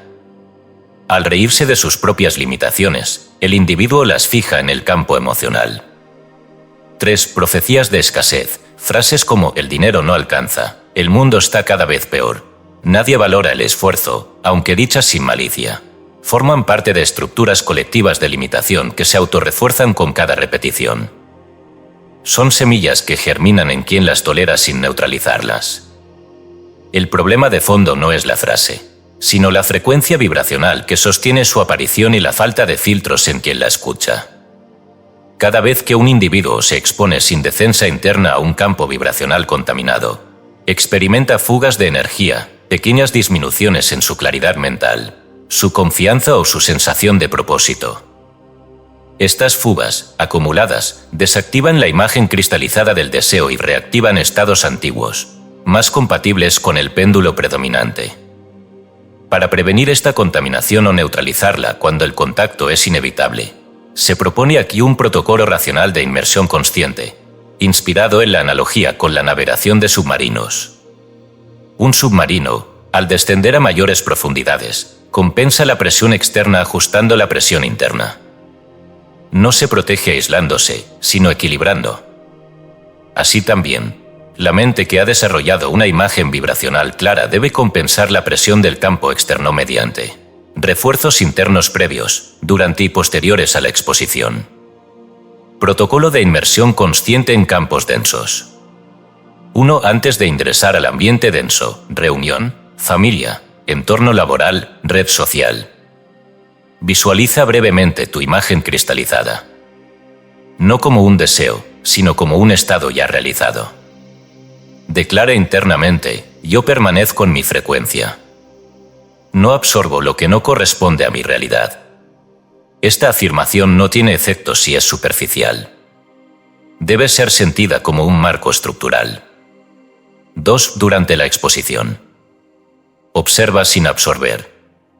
Escucha sin replicar emocionalmente. Si detectas lenguaje víctima, humor tóxico o profecías de escasez, reconócelas mentalmente como péndulo activo. No respondas ni ataques, desvía internamente tu atención al estado que tú ya has elegido. Si eres interpelado directamente, responde con neutralidad o cambio de tema. No se trata de convencer, sino de no entrar. 3. Después de la exposición. Haz una descarga vibracional. Puede ser mediante escritura libre, movimiento físico consciente o respiración diafragmática sostenida. El objetivo es expulsar residuos emocionales. Reafirme internamente tu imagen mediante visualización breve y limpia. No como compensación, sino como reactivación de la frecuencia propia. Además del protocolo, es útil realizar un ejercicio semanal de autoevaluación vibracional, para detectar a tiempo cualquier fuga energética no reconocida. Las siguientes preguntas deben ser respondidas con precisión y sin autoengaño. ¿Qué frase ajena he repetido esta semana sin analizar? ¿Qué conversación me ha dejado con sensación de fatiga o irritación? ¿En qué momento me descubrí actuando para encajar, no para ser? ¿Qué tipo de contenido consumo que refuerza un estado que ya no deseo? ¿Qué ideas, aunque me resulten familiares, ya no quiero volver a alojar? Estas preguntas no son filosóficas, son diagnósticas. El que se atreve a responderlas con honestidad descubrirá que muchas de sus interferencias no provienen de su debilidad interior, sino de su inocencia vibracional al exponerse a campos contaminados sin defensa. La higiene psíquica no es una práctica esotérica. Es un acto de integridad interior. Así como nadie cultivaría orquídeas junto a una planta tóxica, nadie debería pretender manifestar una realidad elevada mientras permite que pensamientos ajenos no por venir de otros, sino por no corresponder a su identidad verdadera, penetren sin filtro su campo vibracional. El universo responde a lo que tú eres cuando no estás distraído. Y para ser, debes descontaminar. Para permanecer, debes filtrar. Para manifestar, debes seleccionar. Porque el campo colectivo no desaparece, pero puede ser trascendido. Y quien lo trasciende, sin guerra, sin juicio y sin miedo, recupera toda la energía que había dispersado y la convierte en certeza operativa. Esa certeza, libre de interferencias, no necesita ser defendida, simplemente se convierte en forma. Porque el péndulo solo domina al que no ha recordado su frecuencia. Y quien la recuerda, no reacciona, crea. Capítulo 10. El libro de contabilidad divina, la imposibilidad de la pérdida. El sistema de realidad que rige este universo no opera según la lógica lineal del azar, el caos o la injusticia arbitraria. Su estructura, aunque incomprendida por la mayoría, se basa en una contabilidad perfecta, un equilibrio inalterable que sostiene cada transferencia energética, cada desplazamiento de forma, cada pérdida aparente y cada adquisición real.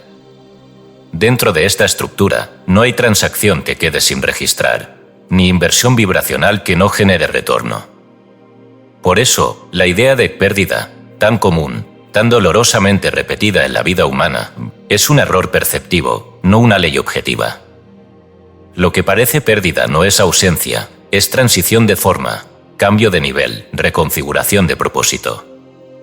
Nada se va sin causa. Nada desaparece sin compensación. Nada falta sin estar siendo reemplazado, transformado o trascendido. Este principio ha sido expresado con distinta claridad a lo largo de las tradiciones metafísicas, pero pocas veces con tanta concisión y contundencia como en las palabras de Florence Scovel-Shinn, quien afirmó: «No hay pérdida en la inteligencia divina, recibiré su equivalente o algo mejor». Aquí no se trata de consuelo espiritual, ni de una frase motivacional para suavizar el dolor. Esta es una declaración estructural sobre la dinámica de las formas. Cuando algo se desvanece de la realidad externa de un individuo, una relación, una posesión, una oportunidad, incluso una etapa vital, no estamos ante un vacío, sino ante una corrección del campo de coherencia interna. Solo existen tres posibilidades. O bien el objeto perdido ya no se alinea con el nuevo estado vibracional de la conciencia, o bien está siendo sustituido por una versión más elevada, o bien el alma lo ha soltado al darse cuenta de que nunca le perteneció verdaderamente. Desde esta óptica, el universo se comporta como un libro de contabilidad divina, donde cada entrada tiene su correspondiente en la columna de egresos, y cada aparente déficit prepara el asiento contable para una ganancia aún no visible. Esta contabilidad no responde a la lógica financiera humana, sino a una matemática espiritual cuya precisión está más allá de todo cálculo consciente. Su operación es silenciosa, pero inapelable. Por eso, lo que el ser humano interpreta como pérdida, por apego, por ignorancia o por interpretación emocional, es en realidad una operación de cierre vibracional. Lo que ya ha cumplido su ciclo se retira, y su energía se reinvierte en una forma más congruente con el nuevo estado. Para comprender este principio, se puede invocar la parábola del tesorero. Imagina un contador que lleva años gestionando las cuentas de una organización compleja. Un día, al revisar uno de los libros más antiguos, descubre que ha llegado a su fin. Ya no hay espacio para registrar más movimientos, y el saldo final muestra una pequeña pérdida. Sin vacilar, cierra el libro, lo archiva y abre un volumen nuevo, con mayor capacidad, mejores herramientas de cálculo y un nuevo sistema contable. Al cabo de los meses, la nueva contabilidad no solo recupera la pérdida inicial, sino que supera por 10 veces los registros anteriores. ¿Ha habido pérdida? No. Hubo cierre. Hubo superación. Hubo renovación de estructura. Así también, cuando una etapa de la vida se clausura con aparente desventaja, lo que se ha hecho no es perder, sino archivar una forma obsoleta para que una forma superior pueda activarse. Este patrón no es una teoría aislada. Puede observarse en los testimonios históricos de quienes han atravesado la aparente devastación sin colapsar. Job, personaje bíblico que lo perdió todo, hijos, salud, bienes, no fue destruido, sino reconfigurado. La escritura es precisa, y el Señor bendijo el postrer estado de Job más que el primero. Job 42, 12. El énfasis está en el estado final, no en el tránsito. Lo que parecía pérdida era en realidad una restauración no compatible con la estructura anterior. En tiempos más recientes, Viktor Frankl, psiquiatra y sobreviviente de campos de concentración, perdió a su familia, su libertad y todos sus proyectos. Pero en ese vacío forzado gestó una comprensión tan profunda del sentido humano que dio origen a la logoterapia, una de las escuelas más influyentes del pensamiento psicológico del siglo XX. Lo que parecía desintegración fue alumbramiento de misión. Frankl no ignoró el dolor, pero supo leerlo como reconfiguración. El alma no quedó mutilada, fue rediseñada desde una altura más severa. El lector puede verificar este principio en su propia biografía mediante un ejercicio de rastreo estructurado. Tome un cuaderno y trace una línea vertical al centro de una hoja. En la columna izquierda, escriba las situaciones que en su momento sintió como pérdidas irreparables, relaciones que terminaron, proyectos que no se concretaron, trabajos que se evaporaron, mudanzas forzadas, crisis de salud. En la columna derecha, anote lo que ocurrió meses o años después como consecuencia directa o indirecta de esa pérdida, nuevas personas, capacidades adquiridas, comprensión profunda, oportunidades imprevistas. Luego, analice ¿cuántas de esas pérdidas fueron en realidad promociones disfrazadas? ¿Cuántas contenían una inteligencia estructural que no podía verse en el momento, pero que al revisarse desde el presente revela su exactitud? Este ejercicio no requiere fe, sino sinceridad. No todos los resultados serán claros de inmediato, pero en la mayoría de los casos se verá un patrón. El universo jamás quita sin colocar algo más congruente en el flujo. Y cuando no lo hace de inmediato, es porque la conciencia aún no ha completado su reajuste interno. El tiempo de espera no es castigo, sino intervalo necesario para la reconfiguración vibracional. La comprensión de esta ley contable es liberadora. Disuelve la culpa, la nostalgia y la desesperación. Enseña a ver los cierres como parte del ritmo, no como fallos de la estructura. Recordemos lo establecido en el Kybalión, el ritmo compensa. Y esa compensación no es emocional, es geométrica. Toda resta es seguida por una suma. Toda poda, por un florecimiento. Toda renuncia, por una restitución. El alma madura no se acerra. No porque no sienta, sino porque ha aprendido a confiar en la contabilidad superior que rige sus movimientos. Y esa confianza no es pasividad, sino comprensión estructural. Lo que me fue quitado, o bien ya no me correspondía, o bien estaba impidiendo que algo mayor ingresara. Lo que parece vacío es espacio liberado. Lo que se cerró es protección encriptada. Y lo que no llegó nunca estuvo destinado a mi frecuencia real. Cuando este principio es comprendido y aceptado, el individuo entra en una nueva relación con el tiempo y con sus eventos. Ya no persigue. Ya no reclama. Ya no llora lo que se fue como si fuese irrecuperable. Entiende que nada puede faltarle a quien se ha alineado con la fuente que todo lo compensa. Y desde esa alineación, cada pérdida se convierte en transacción, cada ruptura en apertura, cada crisis en auditoría del alma. El universo no retira, ajusta. Y quien aprende a leer el libro de contabilidad divina deja de temer el balance. porque sabe que incluso los asientos negativos contienen una corrección silenciosa que, si se sostiene el estado vibracional adecuado, será devuelta con interés compuesto en forma de nueva realidad. Porque aquí, lo que no se ve aún, ya está siendo preparado. Y lo que se perdió, si era real, volverá transfigurado. Y si no era real, jamás fue una pérdida. Fue limpieza. Fue contabilidad. Fue la firma de un nuevo ciclo. Capítulo 11. Radical receptividad, el arte de permitir sin pasividad. En el imaginario colectivo, permitir ha sido injustamente vinculado con la pasividad, la renuncia o la inacción resignada. Tal confusión nace de una visión fragmentaria del acto creador, en la que solo se reconoce como válida la intervención explícita, la conquista visible, la insistencia muscular del yo sobre el mundo. Pero este enfoque ha producido una humanidad hipertensa, adicta al control, temerosa del intervalo y prisionera de la urgencia. En contraste, el principio de radical receptividad no propone abandono ni espera pasiva, sino una disposición lúcida y estructurada que crea sin violar el ritmo. No es la mano que aprieta, sino el campo que permite. No es la orden impuesta, sino la frecuencia que convoca. La receptividad auténtica no es sumisión. Es dominio fino del momento exacto en que lo visible debe emerger desde lo invisible, sin interferencia del deseo ansioso. El sabio chino Lao Tse, en el Tao Te Ching, lo expresó con una claridad que aún desarma al pensamiento racional. El sabio actúa sin forzar y nada queda sin hacer. Este principio, incomprensible para la mente programada a confundir acción con tensión, revela una paradoja que el lector deberá encarar si desea crear realidades sin desgastarse. No toda energía produce resultados, y no todo resultado requiere energía directa.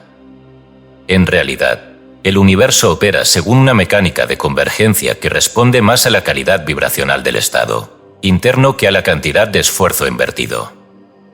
Por ello, todo intento de apurar los tiempos, forzar las formas o manipular los resultados termina generando fricción, contradicción y bloqueo. No porque haya castigo, sino porque la tensión interrumpe la secuencia natural de sincronización. Este bloqueo ha sido documentado incluso desde el punto de vista neurológico. Diversos estudios en neurociencia afectiva han demostrado que la preocupación sostenida, es decir, la activación repetida del sistema límbico mediante pensamientos de anticipación negativa, bloquea parcialmente el funcionamiento del lóbulo prefrontal, región encargada de la toma de decisiones conscientes, la planificación de largo plazo y la lectura holística de eventos. En otras palabras, el que se preocupa, aunque crea que se está preparando mejor, piensa peor, decide con menos claridad y percibe menos oportunidades. Es decir, impide la sincronización precisa que el universo ya había dispuesto. Por ello, la receptividad radical no es una omisión estratégica ni una pose mística. Es una forma de ingeniería vibracional que sostiene el campo en estado apto para que la forma prevista se densifique sin interferencia. Se trata de una arquitectura de alineación, compuesta por 3 vértices operativos que el lector deberá practicar hasta volverlos condición natural de su percepción: vigilancia mental, gratitud anticipada y microacciones inspiradas. 1. Vigilancia mental. No se trata de una represión forzada de pensamientos, sino de una observación constante del campo interno sin identificación emocional con lo que aparece. Tal como un centinela vigila una frontera sin atacar a todo el que se acerca, la conciencia debe identificar cualquier impulso de duda, presión, impaciencia, juicio, comparación o autoabandono, sin cederles el control del cuerpo emocional. Esta vigilancia exige un estado de autoescucha constante. Cada vez que surja la tentación de hacer algo ya para que eso llegue, el lector debe preguntarse: ¿este impulso nace de la certeza o del miedo? Si la respuesta es miedo, el impulso no debe ejecutarse, por más lógica que parezca su justificación. La acción tomada desde la carencia vibracional, incluso si produce resultados inmediatos, perpetúa el estado interno que contradice la imagen deseada. 2. Su gratitud anticipada. Aquí se redefine la gratitud como testimonio vibracional de haber recibido ya, no como cortesía emocional ni como ejercicio moral. La gratitud que corresponde a la receptividad radical no es la que se activa después de un hecho, sino la que se sostiene antes, como evidencia de que la forma ya fue aceptada internamente. Esta gratitud anticipada es una tecnología de aceptación. Quien agradece sin ver, declara estructuralmente que su estado ya coincide con lo que está por llegar, y por lo tanto se vuelve compatible con la densificación del resultado. No se trata de repetir palabras, sino de habitar la certeza. Esta gratitud no se formula con fórmulas, sino con postura. Se expresa en la manera de caminar, de respirar, de hablar, de decidir, de dejar espacio. 3 microacciones inspiradas. El universo no requiere que el individuo se convierta en espectador total, sino en colaborador lúcido. Las microacciones inspiradas son movimientos mínimos, concretos y coherentes que se realizan sin tensión y sin apego al resultado, guiados por una intuición clara o una evidencia sincrónica. No surgen de la presión de hacer algo porque el tiempo apremia, sino del alineamiento con la imagen ya aceptada como real. Es la llamada, el mensaje, la organización del espacio, el estudio breve, la compra precisa. No para provocar el resultado, sino porque el resultado ya fue asumido y estas acciones son su efecto colateral. Así, la acción se vuelve expresión de certeza, no compensación de duda.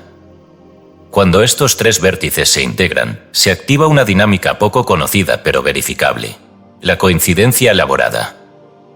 Se trata de un fenómeno en el cual eventos improbables, personas específicas y oportunidades no previstas confluyen sin intervención directa del ego operador. Estas coincidencias no son aleatorias, son el eco visible de una arquitectura invisible que se libera cuando la tensión cesa y el campo queda apto para converger. La mente lineal no puede planearlas, pero la conciencia elevada puede invocarlas por resonancia. Uno de los mayores errores de quienes transitan el camino del pensamiento creador es confundir responsabilidad con control. Creen que permitir es abandonar, que esperar en paz es inacción, que fluir es resignarse. Pero quien permite desde la estructura adecuada no deja de crear, crea sin interferencia. Como el agricultor que no escarba la tierra para ver si la semilla germina, sino que riega, protege, se alinea con el clima y sabe que el tiempo hará lo suyo.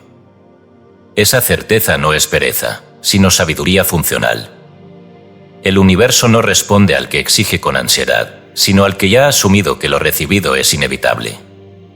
De esta forma, el lector comprenderá que permitir no es cruzarse de brazos, sino abrirse de hombros. No es silencio apático, sino frecuencia organizada.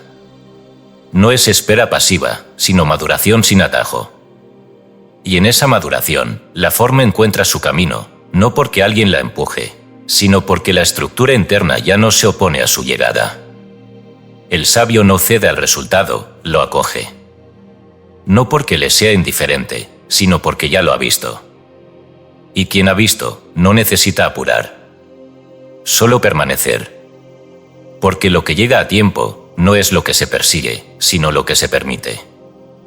Y permitir, cuando es radical, ya es recibir. Capítulo 12. Coronación de la nueva identidad. Vivir como quien ya ha recibido. Todo el trayecto desarrollado hasta aquí no tiene como fin supremo la manifestación del objeto externo, por deseado y elevado que sea. Lo que ha sido sembrado en el terreno del lector a lo largo de estas páginas no es una técnica para obtener, sino una ruta para ser. La manifestación visible, si es auténtica, no es más que el eco final, la condensación inevitable de una metamorfosis previa, la mutación del sujeto. La verdadera victoria no es obtener algo diferente, sino convertirse en alguien distinto, alguien cuya configuración interna ya no pide, ya no espera, ya no reclama, porque ya es aquello que el mundo tarda en reflejar. El ser humano, por hábito cultural y diseño emocional, ha sido educado como mendigo vibracional, imagina algo, lo desea intensamente, se esfuerza por atraerlo y luego espera que ocurra. Pero el diseño oculto de la manifestación no premia la espera ansiosa, sino la encarnación previa. Solo quien ya es, recibe. Solo quien ya porta la frecuencia del nuevo estado, ve cómo todo lo demás se organiza alrededor de esa frecuencia. De allí la cita de Pablo a los Corintios, que revela con precisión esta alquimia del ser. De modo que si alguno está en Cristo, nueva criatura es, las cosas viejas pasaron, y aquí todas son hechas nuevas. 2 Corintios 5 y 17. Este versículo no alude a una transformación emocional, sino a una traslación identitaria. Estar en Cristo no significa afiliarse a una doctrina, sino habitar un estado de conciencia donde la herencia divina ya no es creída como promesa, sino vivida como herencia actual. Ser una nueva criatura implica que todas las decisiones, palabras, percepciones y silencios emanan desde la conciencia de haber recibido ya. Esa es la coronación. Pero esta coronación no es un evento ceremonial, sino un hábito interno que debe verificarse constantemente.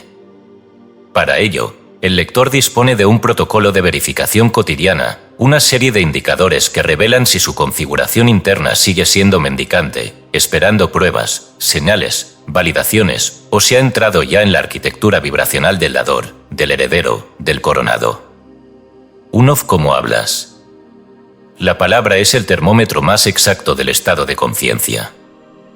Quien aún duda, utiliza expresiones como ojalá, cuando se dé, si es posible, si Dios quiere, no como afirmaciones de confianza, sino como formulaciones de distancia, como si el bien aún estuviera lejos, pendiente o en manos ajenas.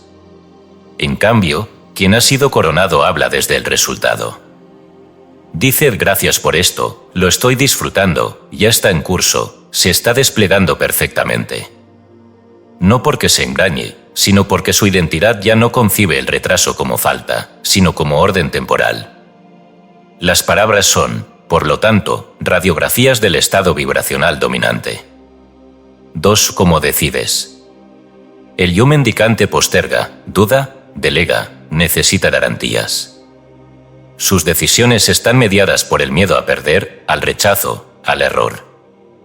El yo coronado, en cambio, decide como quien ya sabe que es digno, capaz y acompañado. No por orgullo, sino por alineación estructural. Su decisión no busca convencer al mundo, sino reflejar lo que ya ha sido decidido internamente. Por eso actúa sin prisa, pero sin duda. Su sí es completo y su no es firme. No desde la reacción, sino desde la claridad. Esta diferencia, aunque sutil, es determinante para sostener el nuevo estado sin fracturas. 3. ¿Cómo interpretas el azar? El mendigo ve señales contradictorias. Si algo sale mal, se retrae, interpreta castigo, pierde fe. El coronado ve patrones de ajuste. Interpreta toda interrupción como redirección, todo retraso como protección, todo silencio como periodo de maduración. Sabe que el azar no existe, y por eso no interpreta los eventos con carga emocional, sino con lectura geométrica. Esta lectura no es fría, sino superior. No se agita con lo visible, porque ha aprendido a reconocer el trazo oculto que organiza los hechos en una secuencia exacta. Para sellar este capítulo y el libro entero, se ofrece al lector una parábola final, una síntesis simbólica del proceso vivido. Había una vez un rey que, tras una larga batalla, perdió la memoria.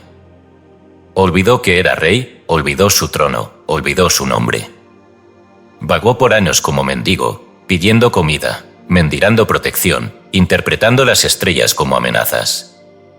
Un día, exhausto, entró en una cabaña y encontró un espejo. Se sentó, y por primera vez en años, se miró fijamente. En sus ojos vio algo que lo estremeció, el gesto del linaje. Se incorporó, y al hacerlo, un rayo de sol iluminó su frente. Sintió, sin saber por qué, la necesidad de erguirse completamente. Y en ese gesto, la memoria volvió. No por lógica, sino por postura. Porque el cuerpo recordaba lo que la mente había olvidado.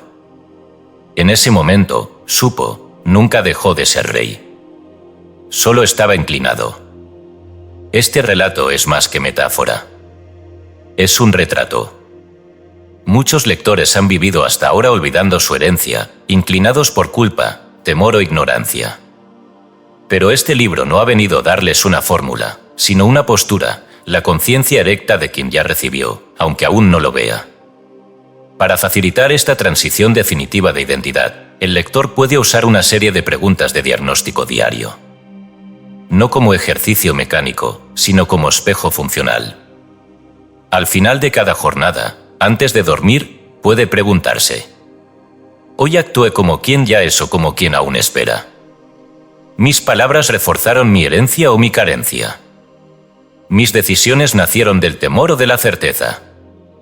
¿Interpreté los eventos como amenazas o como ajustes inteligentes? ¿Guardé silencio por sabiduría o por miedo? ¿Celebré lo invisible como si ya estuviera frente a mí? Las respuestas no requieren juicio, sino lucidez. El solo hecho de preguntar con honestidad afina la frecuencia interna, y eso basta para continuar la coronación iniciada. Porque en última instancia, no se recibe lo que se quiere, sino lo que se es. Y cuando uno ya es el que porta el resultado debe obedecer al mandato de su reflejo. Esa es la ley. Y esa es la libertad, no tener que esperar a que algo ocurra para ser, sino ser, para que todo ocurra según su medida. Aquí termina el libro. Pero no la obra. Porque la obra comienza cuando el lector decide vivir como quien ya ha recibido. No en teoría, no por ensayo, sino con estructura irreversible. Porque ya no basta imaginar, hay que encarnar. Y ya no basta desear, hay que recordar que siempre se fue eso que ahora parece llegar. La corona no está en la meta, está en el gesto de quien, al sentarse erguido, deja de mendigar y comienza a reinar.